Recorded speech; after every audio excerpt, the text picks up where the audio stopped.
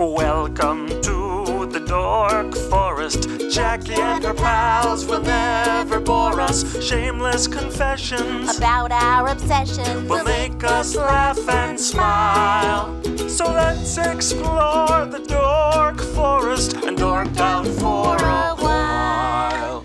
Hi, Rangers. It's me, Jackie Kashian. Welcome to the Dork Forest. It's 2024. Let's do this. Here's the credits, of course. Mike Ruekberg sang that song at the beginning, and he wrote that song, and he sang it with Sarah Cohen, his wife, and he will sing the Mexican hat dance at the end of the program. Also, Patrick Brady, still putting this together. Video, audio, all of it. He's amazing. So, and Vilmos doing JackieKashianStore.com.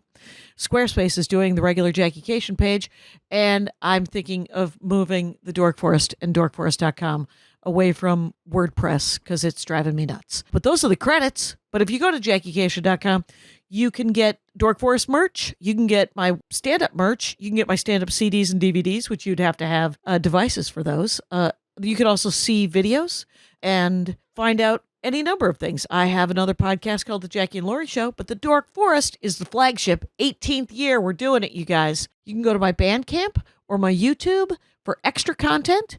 Please donate, is what I'm saying. It's 2024, and I think we've been in this long enough. Why don't you guys, everybody send me $100? That's what I'd like you to do. You can PayPal me. There's links all over the pages. You can Venmo me at Jackie Kashian. You can find me at a stand-up show and hand me a sweaty wad of 20s. Do something. But I love doing the show. I would love to make some money, is what I'd like to do. In other news, I'm sure there's more things that I should talk about, but I can't think of them. But let's listen to who's going to dork out about something, because that's my favorite part. Thanks for listening, you guys. You're all great. Let's get into the show. Rangers of the Dork Forest, it is I, Jackie Kashian, in a hotel room outside of Toronto in a glorious small city called Hamilton, Ontario, and right on Lake Ontario. Catchy. You'll see a pattern. Today's guest on the Dork Forest is comedian Chris Grace, and it's at Chris Grace Comedy on Instagram and TikTok, and he has a new special coming out. I'm going to ask if there's an album as well, but it's called Chris Grace as Scarlett Johansson, and it's going to be on Dropout, which is the streaming service, and it'll be, everything. At the very least, his Instagram and TikTok will be linked in the notes, and you can follow him and find out more about it.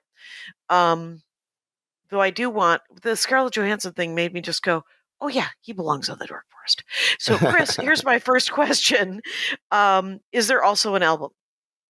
No, that's a great idea. I would like to put this out in the world. I want to put out a vinyl at vinyl? A special thing. Oh, there you go. Records.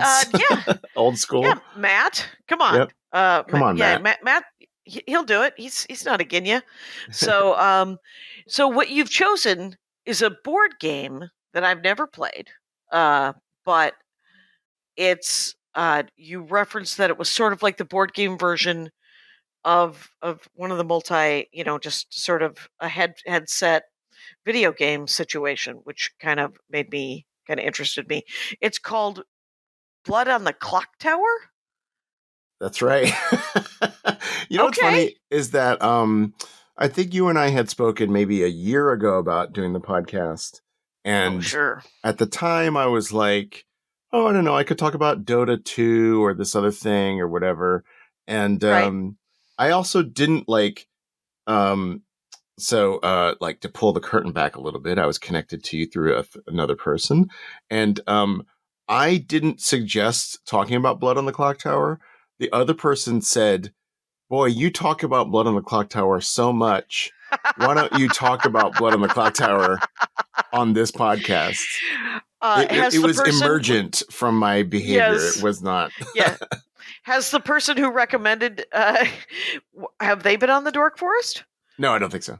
It was just funny. I mean, I know I talk about it a lot. But this seems like the perfect place to do a deep dive. It certainly is, since I don't know how many people does it play.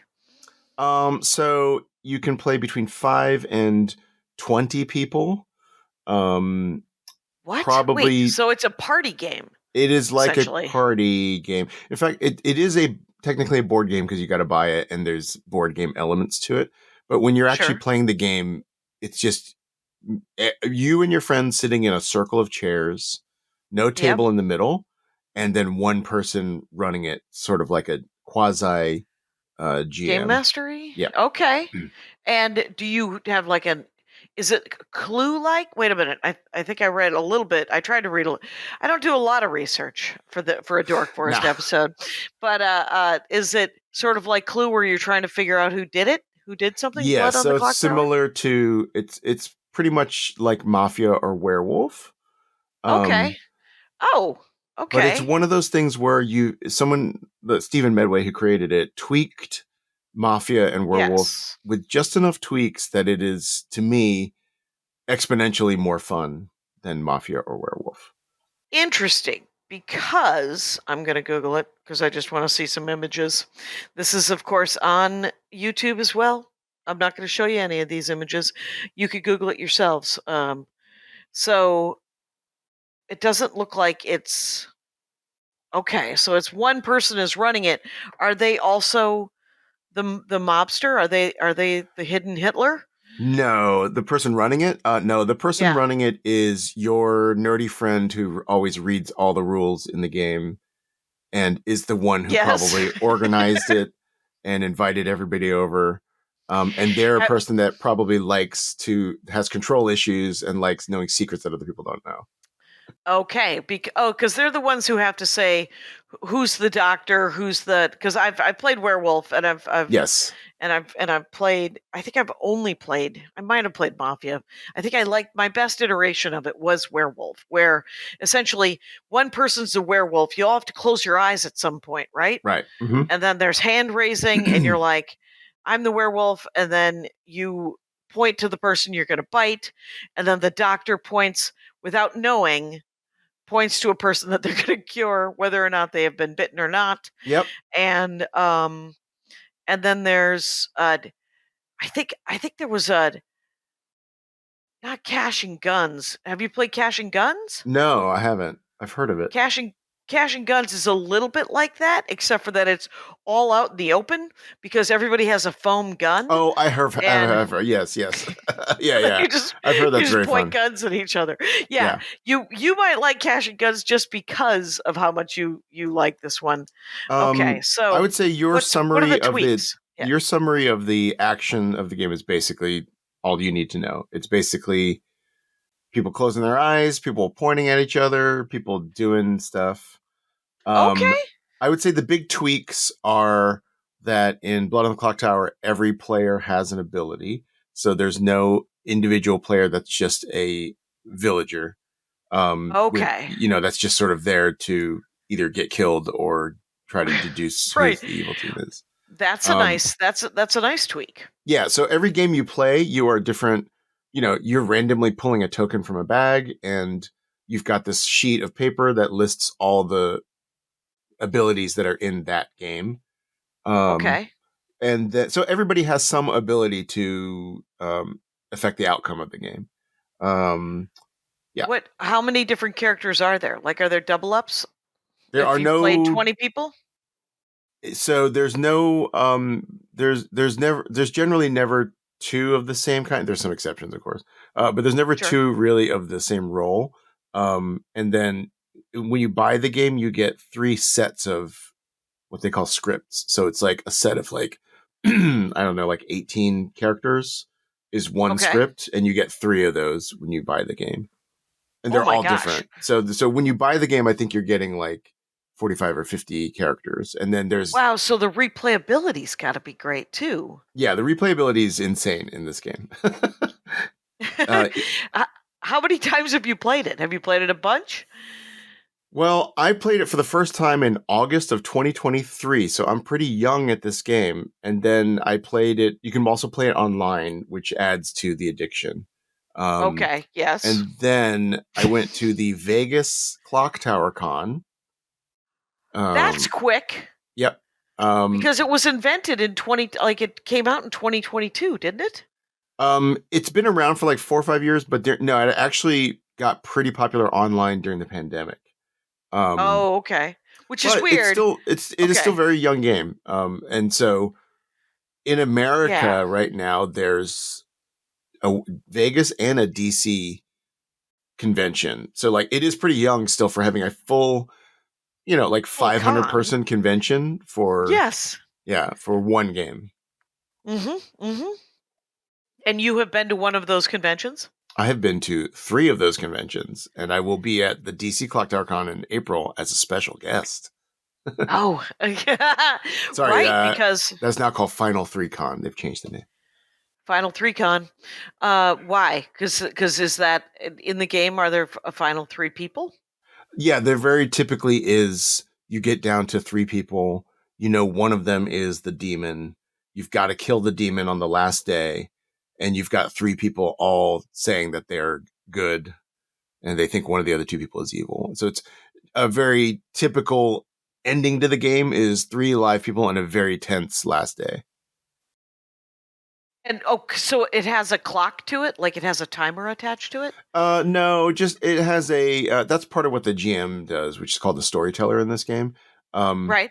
The storyteller basically moves the game through like day and night phases, and so it's sort of on the storyteller's own internal clock as to like how long those should last.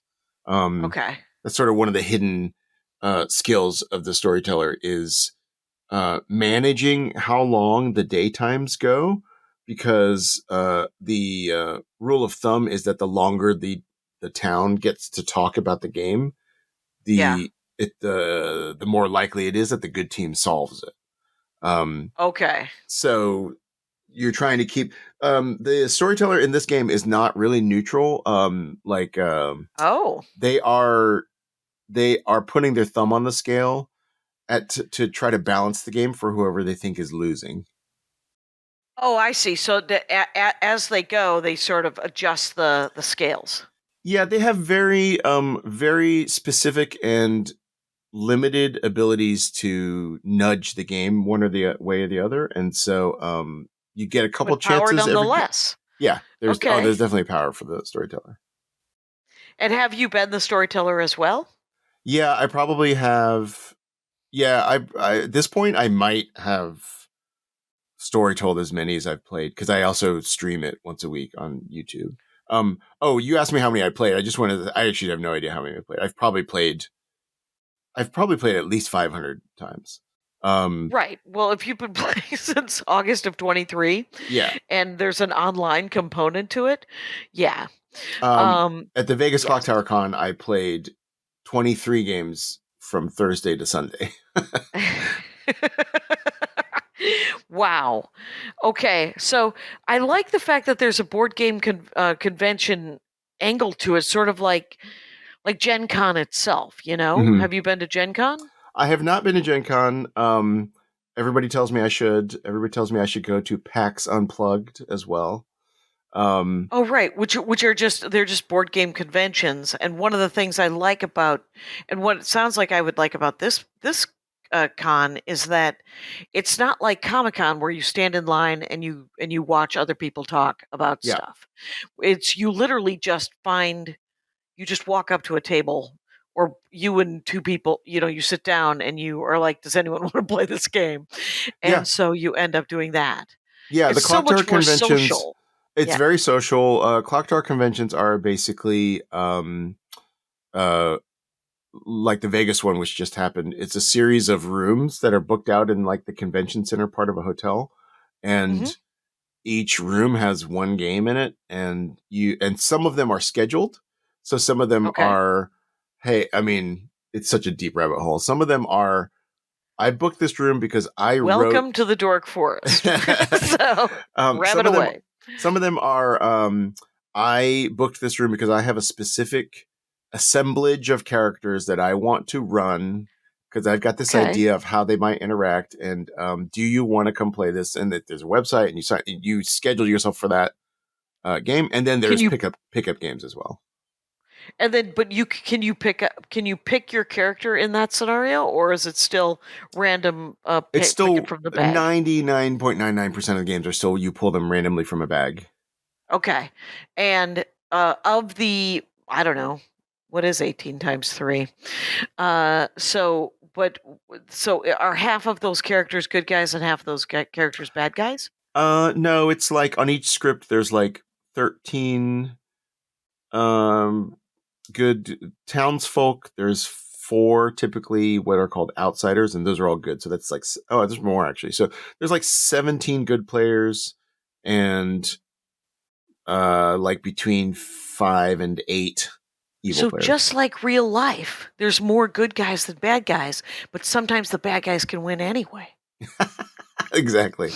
Yeah, I forgot to say that this game is each person represents a different state, and you get allocated proportional certain votes. amount of electoral votes. Yeah. Excellent. The Electoral College. But so if most of the characters are good, so you probably don't have memorized all 36, 40, 54 characters, but what are some of the characters that you can play that are the good guys? Oh, and what are their abilities? Do you know? Yes, of course. I mean, I just say that because I've played it so many times. So when you start playing Blood on the Clocktower, you almost always start playing the basic script, which is called Trouble Brewing. And Trouble Brewing has, I think, 12 maybe, what are called townsfolk. So some of these townsfolk would be something like the Washerwoman. So the Washerwoman, if you were the Washerwoman, I would wake you up on the first night. You know, everybody's got their eyes closed. I would wake you up and I would point at 2 players. Yep. And I would show you a token. So let's say there's another townsfolk called the Slayer. Let's say I woke up 2 friends, Lori and Maria, and I showed you the token of the Slayer. What you would then know is that either Lori or Maria is actually the Slayer. So you know something about them. So then on the first... because why wouldn't the Washerwoman know? She would have access to some gossip that others don't have. Exactly, yeah. And that's kind of her ability to some extent? I mean, she's like, you washed their clothes and you found like a crossbow in one of their... Exactly, right? So then during the day conversations, you could go to... Here's another tweak of Blood on the Clocktower, is that during the day, there's a lot of private chats. So there's a lot of, you're sitting in a circle, and then people go and break off into little side conversations. So you could pull one of them aside and say, hey, I think you're the Slayer. And then they go either, nope, I'm not the Slayer. Or they go, oh my gosh, I am the Slayer. And then you've made like a confirmation between you and that person that you're both good. Because the only person who would know that they were the Slayer would be the Washerwoman? Yep. Well, yes. And there's some wrinkles to that as well. Because there's an evil role called the Spy. And the Spy gets to look at everyone's roles every night. So you could also be a spy pretending to be a Washerwoman. Right. And is the Spy a bad guy? Spy is a bad guy. Yep. Okay. All right. So, I mean, makes sense. Even though, what if there was a good guy spy? I'm just that's right. Curious. The only thing that can stop a spy is a spy with a I don't know with a heart of gold. So, okay. So there's the Spy and the Washerwoman. What else is there?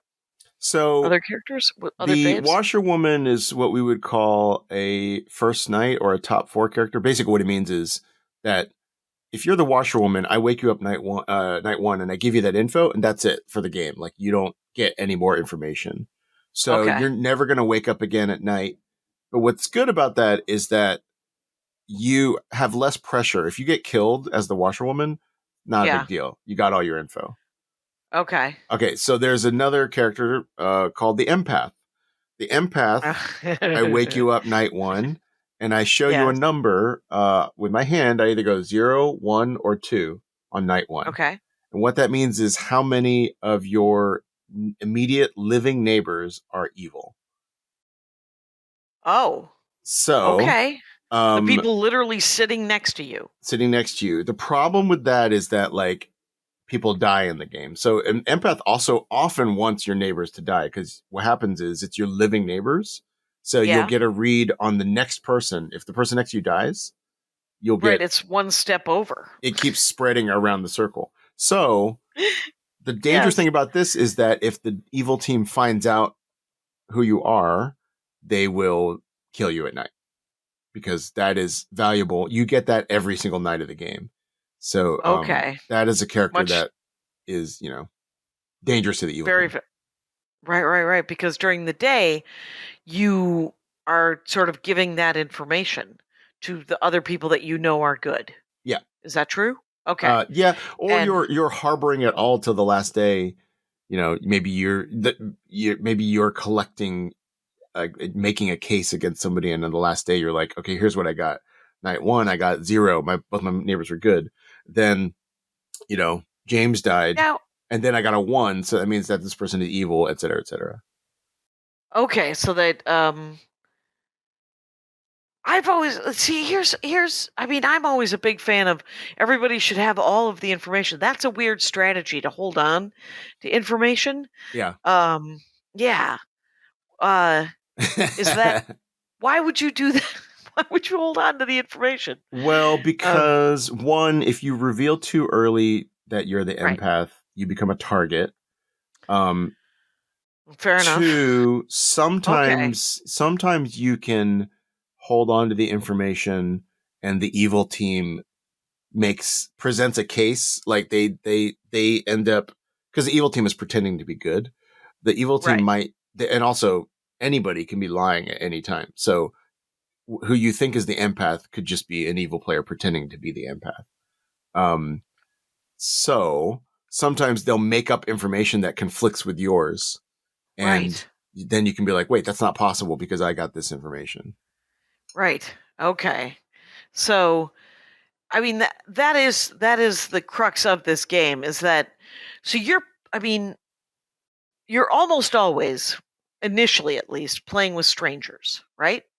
Actually, I actually think most of I mean, I'm playing with a lot of strangers because I play online and I play at conventions. I actually think for Okay. the most part, people are playing with With friends. their friends and acquaintances. Yeah. Yes, friends plus that extra layer of, hey, I brought these 2 people because I think they'd have fun. Right. Right. Larry's coming.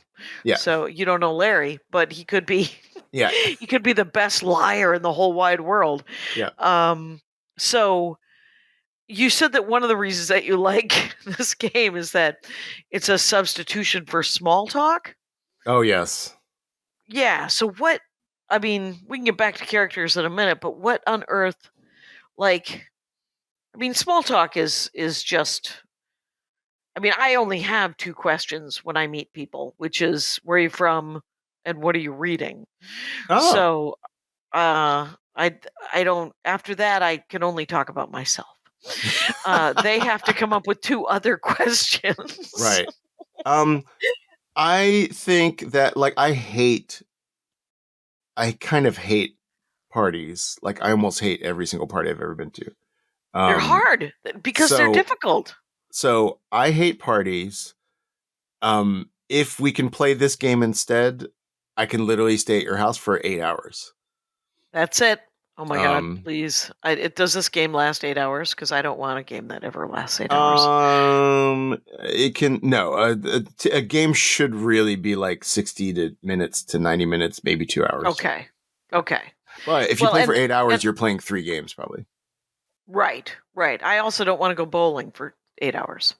So I mean, there's and bowling is essentially when I was a child, that was what board games were. Everybody would just go to the bowling alley, sit around, maybe have, definitely the people that I was growing up, they would have beers and they would bowl, but they would also chitter chat about work and they would chitter chat about their lives and what they're reading and but it is a good secondary board games are and this does this kind of board game lend itself to sort of secondary conversations of so what do you do for a living or where are you from or what's the scoop?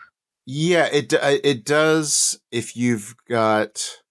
Yeah, I would say generally it does. I'm thinking also there's also the like hardcore players that are like really want to solve the game and want to like I don't want to hear about, who you Right, are. we're not talking about that right now. And yeah. But did you ever play EverQuest back in the day? Yeah. I don't remember a lot about it, but I play so many games Yeah, because Andy's a game designer, right. and then I'm also in a D&D game and several Hero Instant games, which is his tabletop role-playing game for Cool. superheroes. But so there's a lot of sort of small talk that happens in between turns. Yeah. So what there is small talk in this game in that sense, but what I loved about EverQuest, which I haven't ever got, like I never played Warcraft, like the deep, like another, Right. like a lot of other MMOs.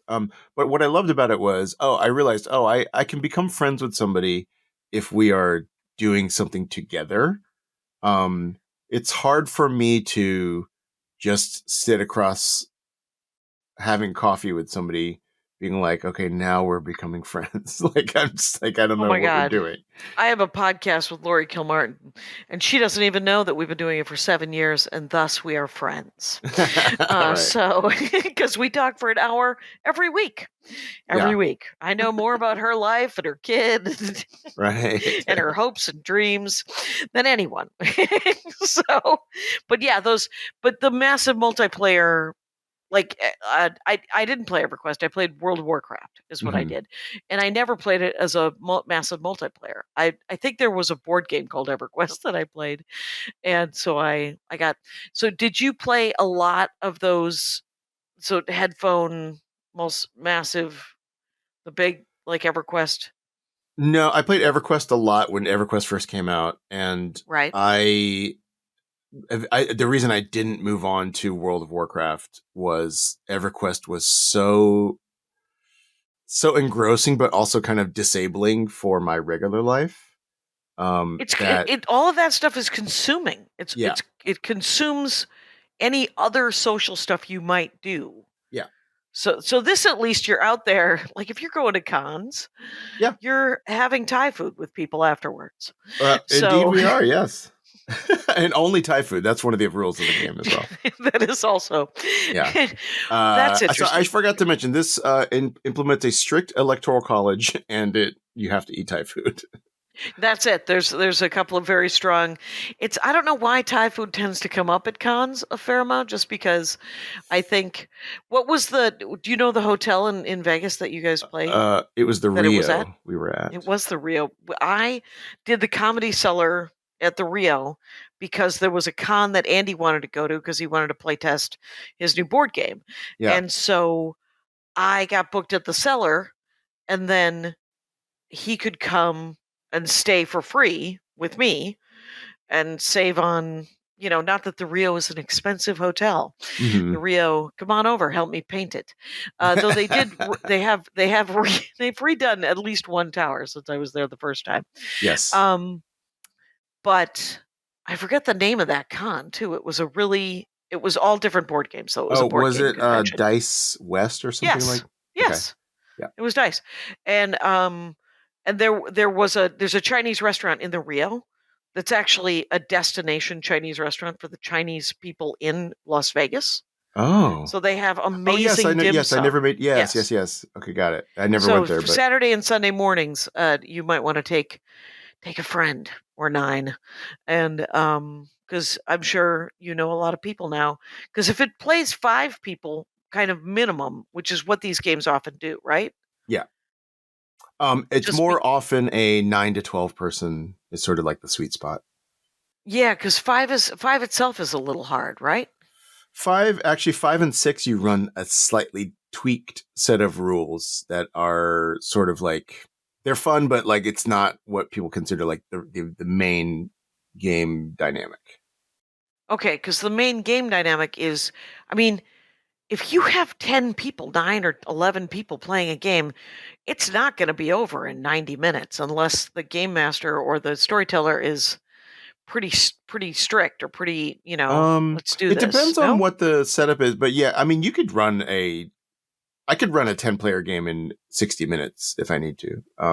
Okay. Like, it just, because I'm the one And deciding. not that you would need to, I mean, everybody's having a good time, right? You know what? On my stream this week, I have my friends. We all met up. It was a great week. We all had a great time this week. And so as a form of, I don't know, like obliterative therapy, I said, we're just going to run the basic script.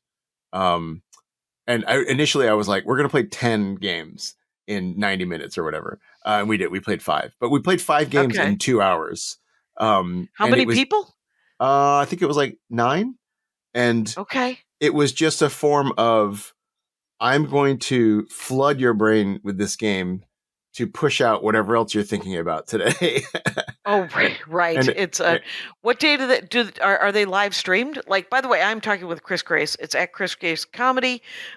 New special coming out. Chris Grace as Scarlett Johansson on Dropout. When is that coming? When is that drop? It came out in August. It came out in August, so it's around. Yep. So find that and go to at Chris Grace Comedy to find out more information. Instagram, TikTok. So what? Do you have a streaming? Like, can people watch the game? Yeah. For sure. So you can go to YouTube and search Noobs on the Goof Tower. That's my YouTube channel. Okay.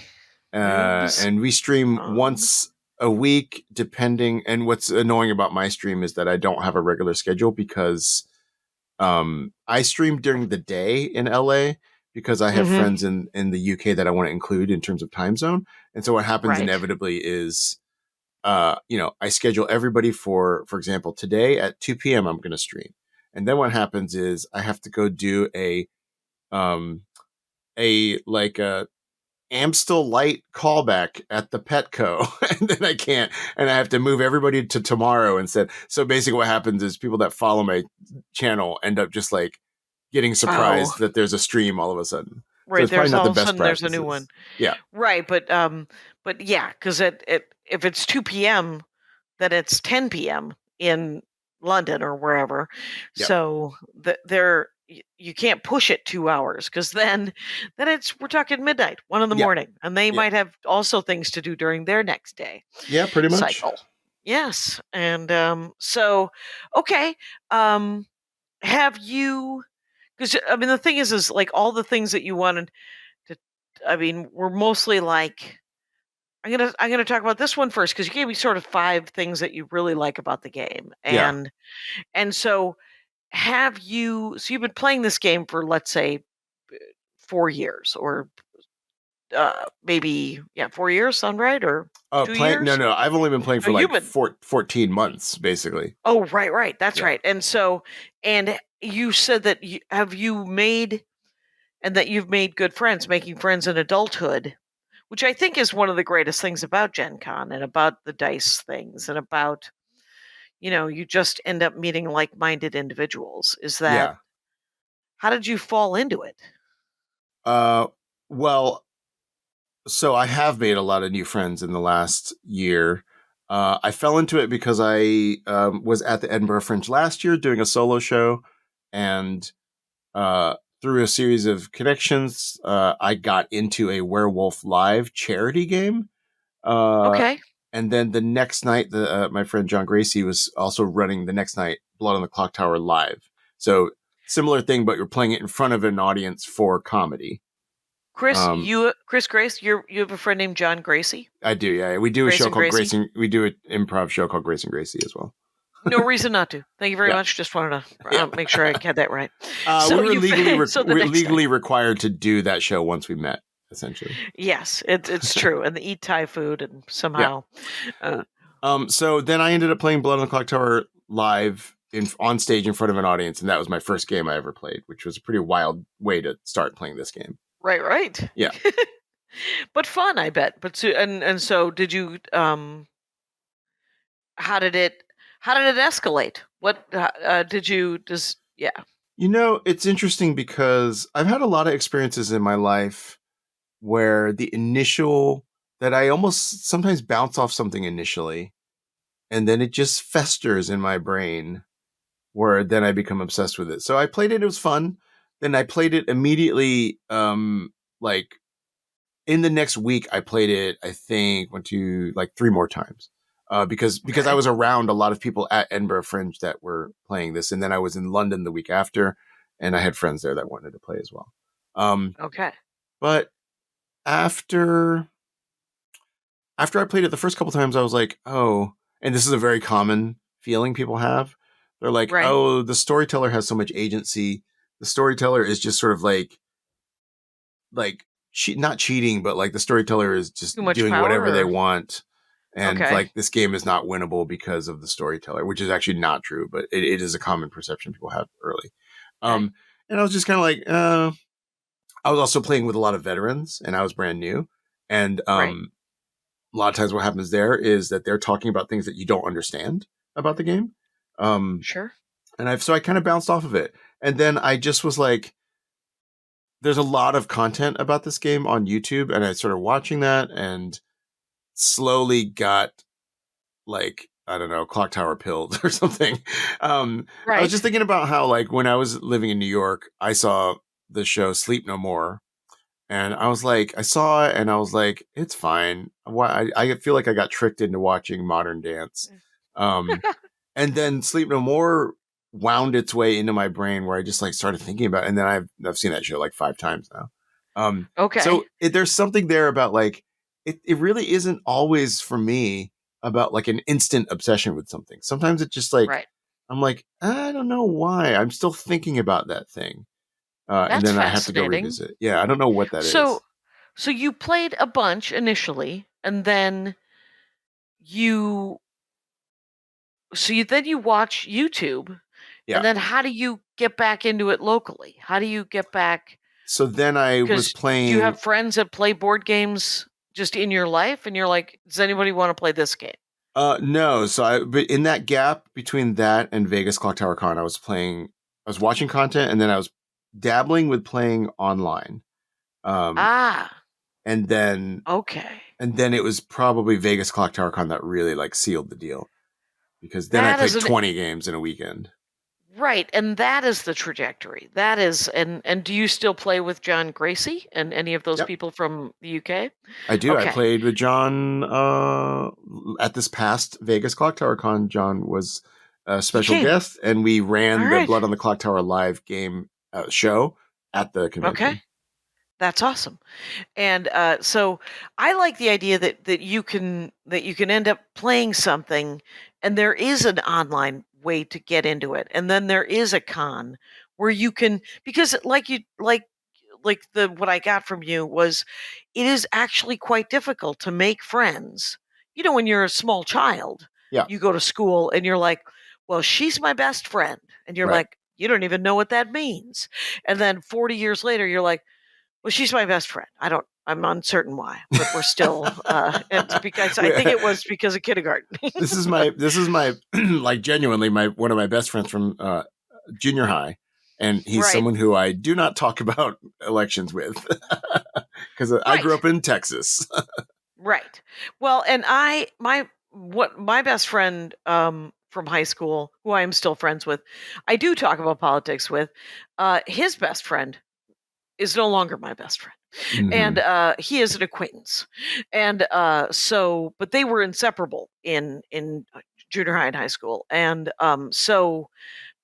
but there are other things that I don't talk. I mean, I can't express to you how much I would love to have Stefan Zigorowitz on the Dork Forest to talk about polka.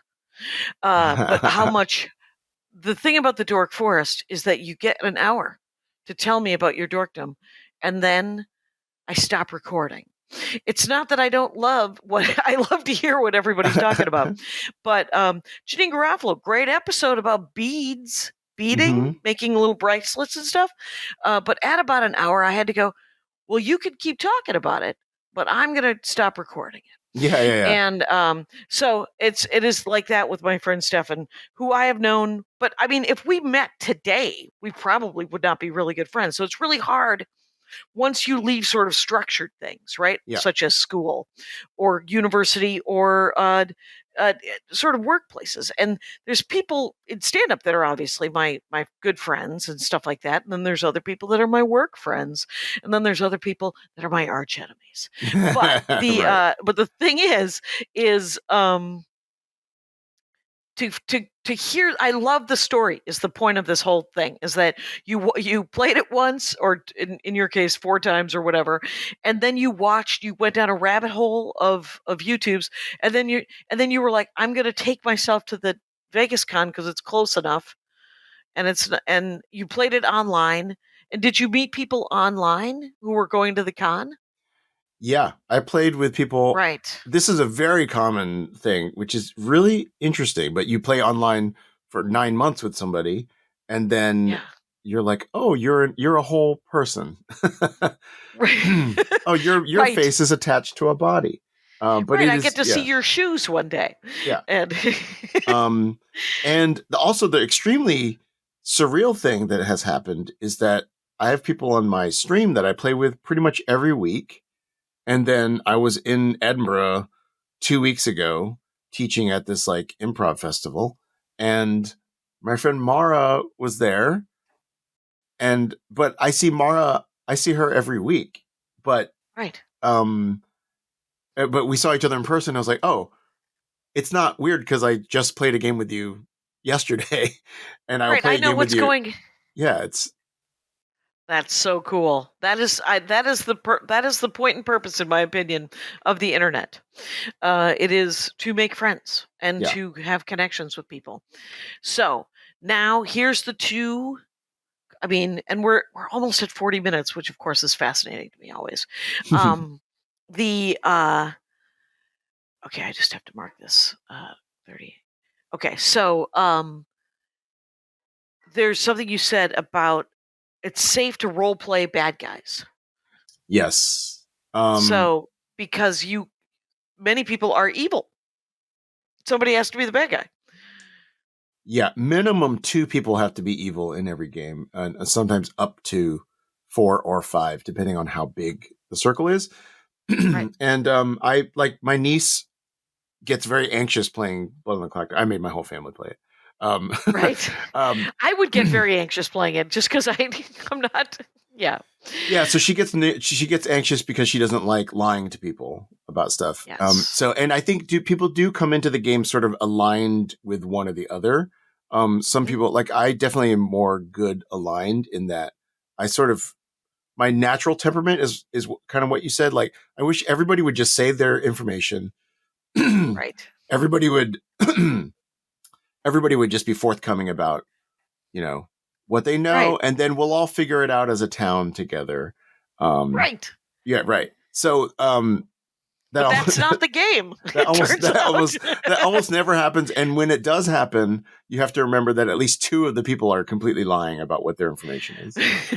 Okay. So, but for people that are anxious about the deception part of it, I think it's fun to look at it as the way like a roller coaster lets you experience physical danger, but in a safe context. In this, yes, you can deeply betray your best friend in this game.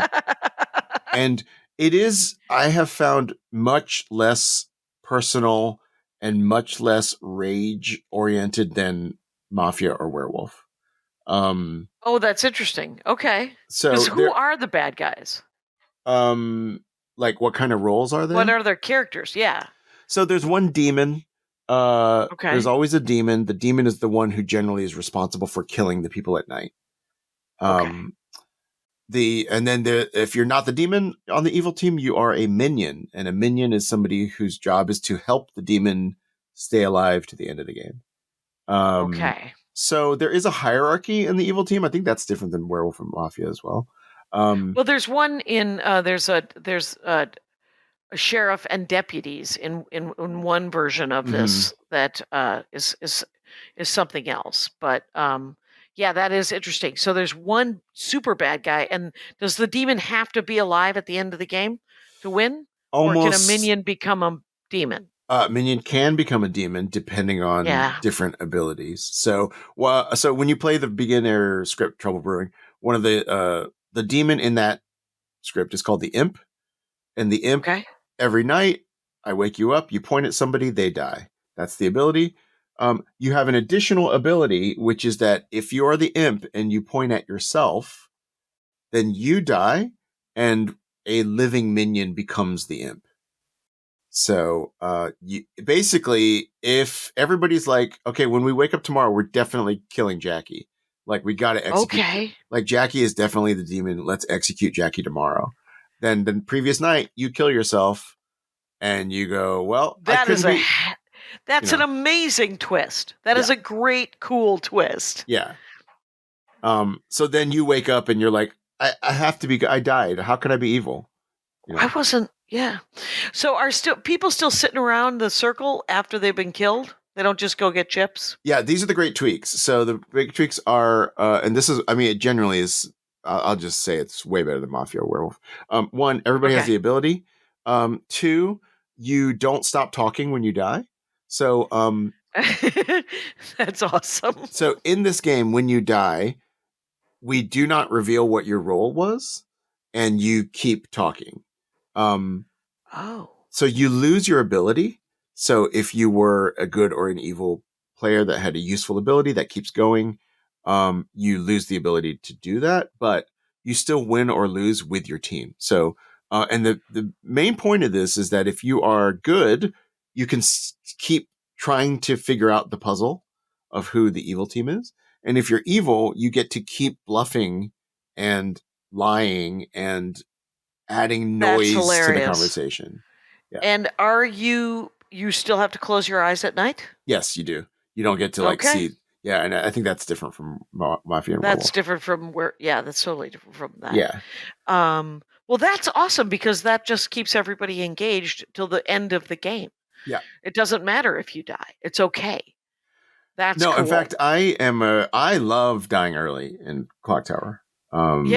Yeah, because especially in some of the scripts, based on the assemblage of characters that are in that game that you're playing, there's a lot of times where if I die the first night, it's almost guaranteed that I'm good. Like there's almost no reason why. And if everybody trusts me as good, then I can start building what I think the solution is.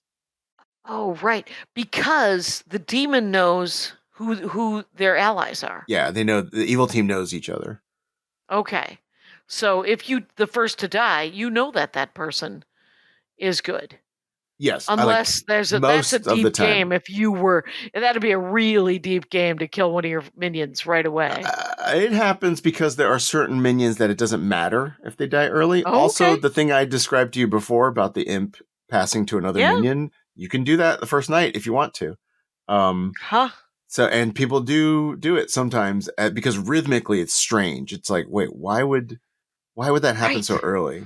Right. It feels like an interesting strategy. Like, how would that work? And I mean, that's fascinating. So what happens is with your group. So, like you're saying, do you play with strangers or friends? You actually end up probably playing with a group, a shifting group of like 6 to 18 people that sort of come and go over the course of, like, say, 6 months, right? And then what happens is your group starts to, the meta starts to evolve. So the meta starts to be like, the first 3 times you do that move that we're talking about, it's like, oh my gosh, Jackie cannot be the demon. There's no way Jackie would kill herself night 2 so early in the game with no suspicion. And then by the 3rd month, you do it again, and they're like, Jackie always does this. Jackie passes it off. She is the early. builder.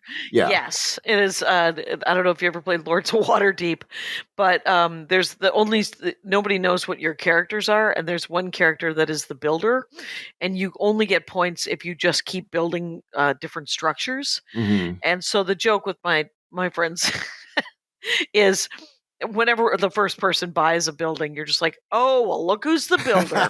But there's other reasons to buy the buildings. Yeah.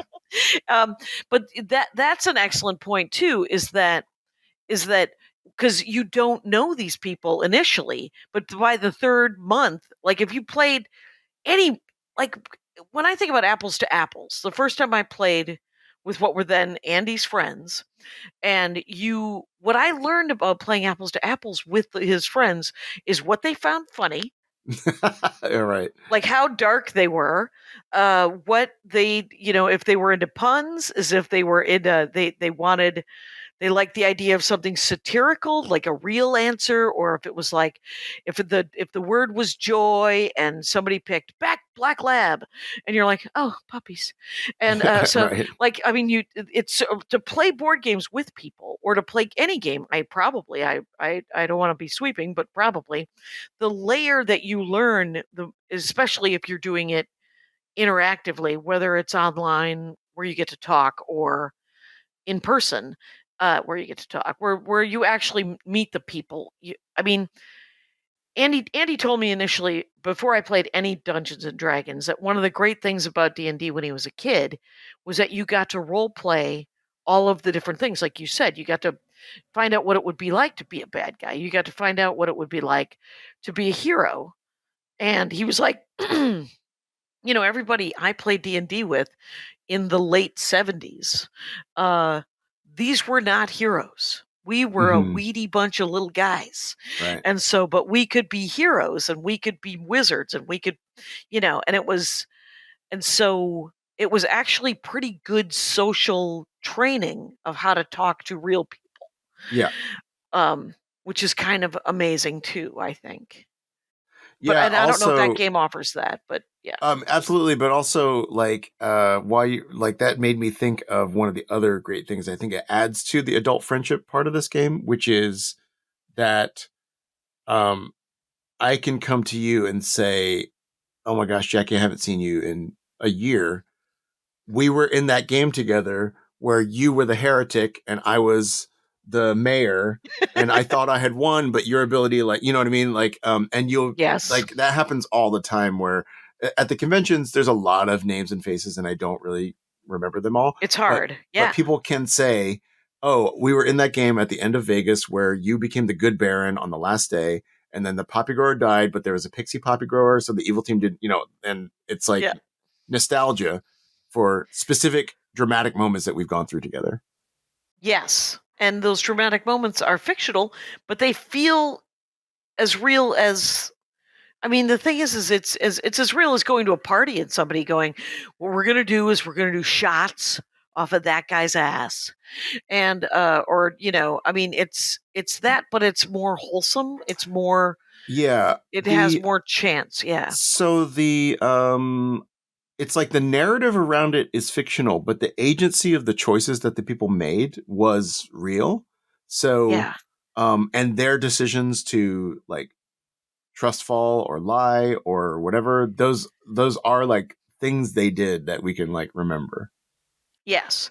And so the last thing that you were talking about, we have only about 10 minutes left, but was you were saying that you wrote a fascinating list of different kinds of characters or different kinds of people that could play in this game, like logical, like what, talk about that, because that, first of all, that list is hilarious. Okay, I can't remember what I said. Logical. Okay. Logical, emotional, holistic, and detail oriented. So tell me what, like that's how, when you meet somebody, you're like, oh, you're kind of a holistic person. What the hell does that mean? Well, by that I mean, actually, and there's more veterans I know that are like this. I know a lot of really, really experienced players who actually just like sort of let the game wash over them, and they sort of they play the game at a much different level than me. But my impression of them is that they sort of they actually are people more prone to small talk on the early days, where they just go, hey, you know what? You don't have to tell me who you are. It doesn't really matter. How's it going? Like, and then by the 5th day of the game, they've somehow solved it because they've got a sense of the mechanics of the game and they combine that with sort of the vibes they got off of you just when you were talking to sort of feel like whether you were good or evil or not. And then they sort of, create their, mental image based on that. That is amazing. Okay, because of course I have to tell That's what a big part of the Dork Forest where I interrupt with the story. Is when I first played D&D, I was playing with 4 other.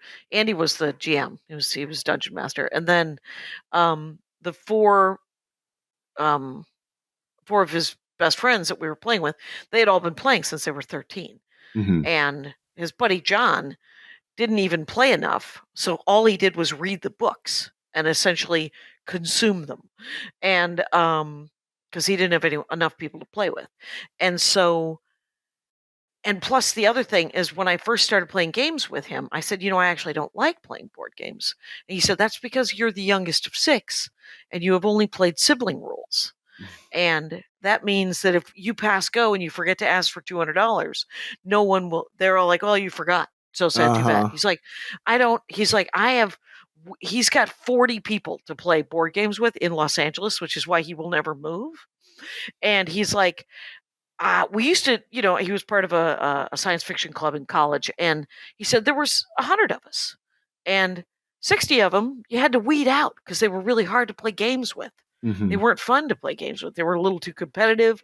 They were a little too of something. They just got too upset if they lost, and they didn't understand that it was, we're gonna play again.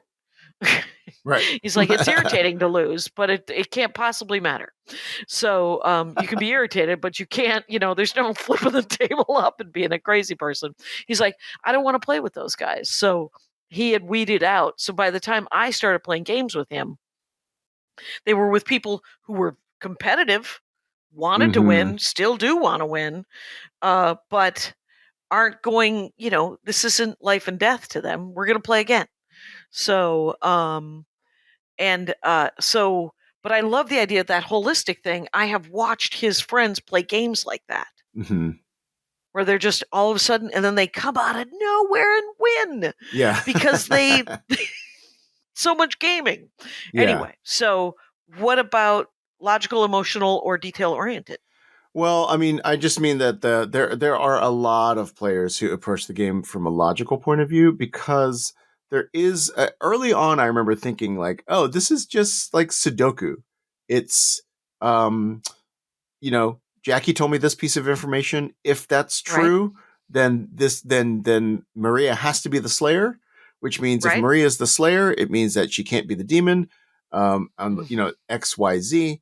And what happens right, is the game itself is designed in a way that you cannot really ever 100% solve it that way because somebody might be lying. There's right. also the storyteller has some ability to give you misinformation. Okay. That's one of the tweaks from Mafia as well.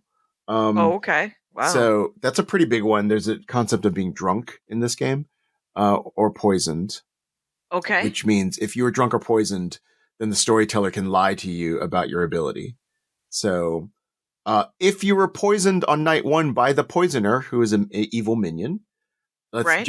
let's in our world, you're the washerwoman. Okay. You get randomly night 1. The poisoner has no info. They're just like point at somebody. Okay, they just Yep. point at Jackie because they think it'd be fun to fuck with you. Um, Yep. you wake up night 1. You're the washerwoman. You're supposed to find out somebody's role on the good team.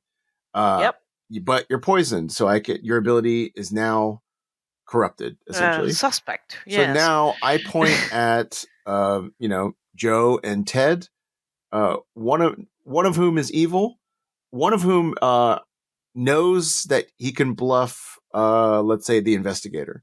So I Mm-hmm. show you Joe and Ted, and I show you the investigator token. What Mm-hmm. you don't know is there's no investigator in the game. I didn't put the investigator token in the bag. So no one is the investigator, but there's an evil player bluffing as the investigator. So then Wow. you walk up to Ted and you say, "Hey, I think you might be the investigator." And Ted goes, "Yeah, I am. And here's my information based on that." Right. Now Right. you are screwed because you've built up your world on false info. Right. I wonder if anyone would like that. I would hate that.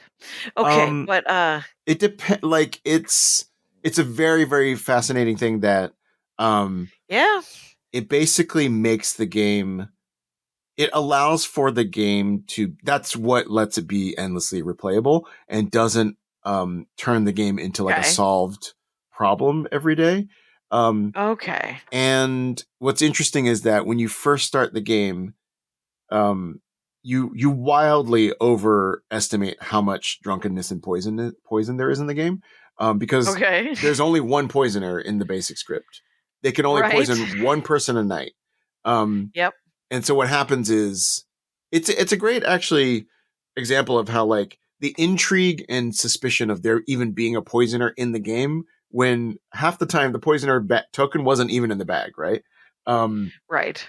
But then everybody starts to go like, I don't know, I might be poisoned. I don't know. And the doubt just like, so it's so I don't fun. know. And then basically okay. what happens is you end up having to combine the information that you have with vibes. Like you have to, it's a hard game to play without, you still need vibes. You still have to read people Right. socially.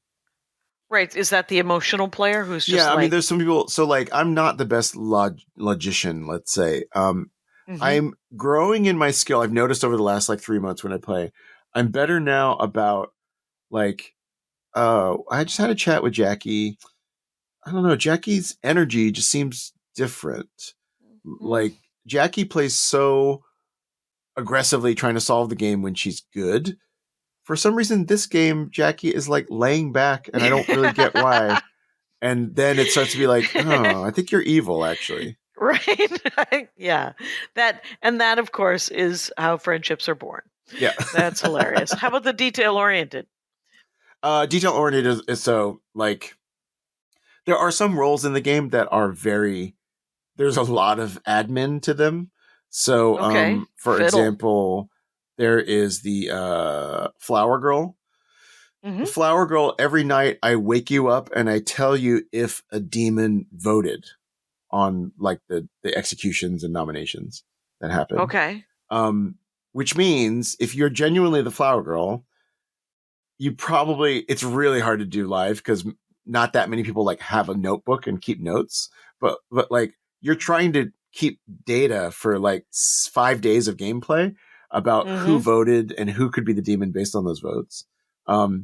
And so right, I don't want to be the flower girl. Yeah, oh exactly. God, So there's some detail oriented players that love that. There's some people that will track it for you. You know, they're not the flower girl, but they'll be like, well, I kept track of who voted because we have a flower girl in the game. And then there's for me, the hardest thing is being an evil player, bluffing flower girl and having to like manufacture fake information for 5 days of the game that doesn't conflict with anybody else's genuine information.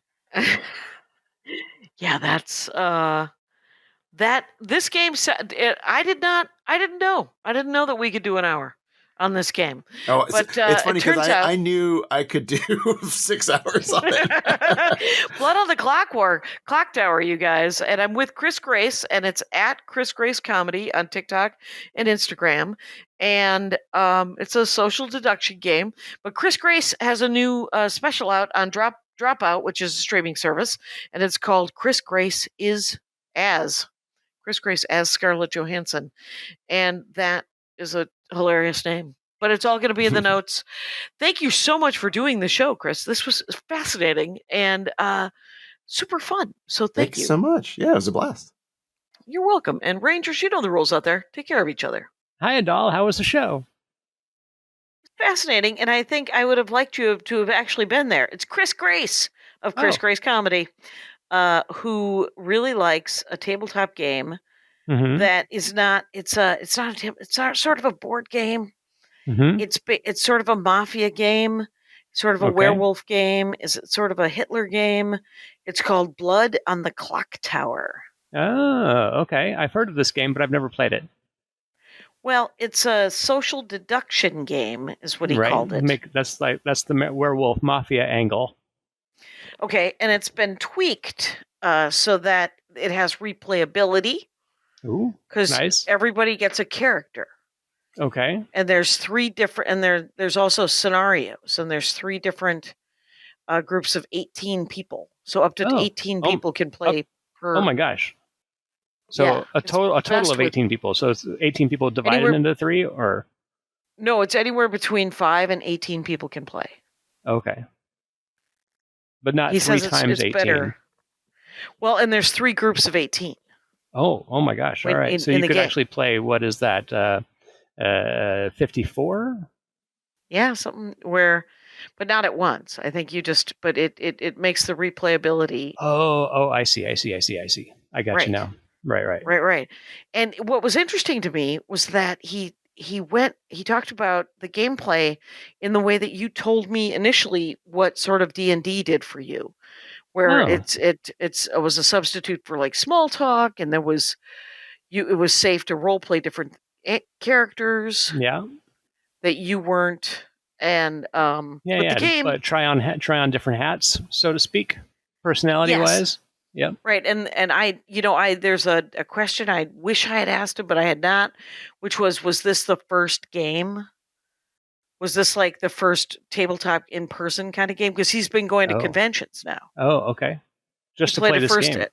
Yes. And he's been a guest at this thing, and he has like a YouTube channel where he plays like once a month or something. It's amazing. Wow. All right. And that's cool. And that's very specific. Super specific, just this game. Right. He had played other. He said that you mostly played good people, but then there's like sort of, and I couldn't remember the game where there was one where there was a sheriff and deputies. Is that Cash and Guns? What is that? No, that's Sheriff of Nottingham. No, wait, Sheriff and deputies. Yeah. Oh, it was the like one a with Western the bullets. version. Yeah, the Western one. What is it? I know which one you're talking about, and I can't think of the name. But it has the bullet-shaped dice, which are cool. Right. Yeah. It was kind of fascinating. So yeah, I know which one you're talking about. And the main bad guy is a demon, and then he has minions. Wow. And but he can. And one of the great things about it, you know how like in Wearwolf, if you're killed, you're out. Right. In this game, if you're killed, you still get to. You still are around like a ghost, that's neat. And you can talk. You can talk. You just can't say, or maybe you don't because you don't know. Maybe. Well, you could tell your team what you know. Okay. Or you can continue to lie. Oh, right. Right. So it's an amazing. Is always interesting. Right. It's very much a liar's kind of game. So it's kind of fascinating to me. Yeah, but it was Bluffing really fun. interesting. Yeah, it was a really interesting episode. Oh, that's super cool. That sounds great. Yeah, and Chris Grace Comedy is where he's at. That's on his Instagram and his TikTok. And he has a new special out on a streaming service called Dropout. Okay. And it's called Chris Grace as Scarlett Johansson. That's the name of his special, which I thought is awesome. I hope he does at least one short impression of Scarlett Johansson. The photo shoot looked like he was wearing a red wig, so it made me laugh. Anyway, it's a great episode. I'm glad people listened to it. So, and Rangers, you know the rules out there. Take care of each other. My hat, my hat, my hat. They're dancing around my hat. My hat, my hat, my hat. Well, what do you think of that? If it looks like a Mexican hat dance and it sounds like a Mexican hat dance, it's most likely a Mexican hat dance. So take off your hat and let's dance. Yay! Oh my God. Why don't we just call that as the end of the show?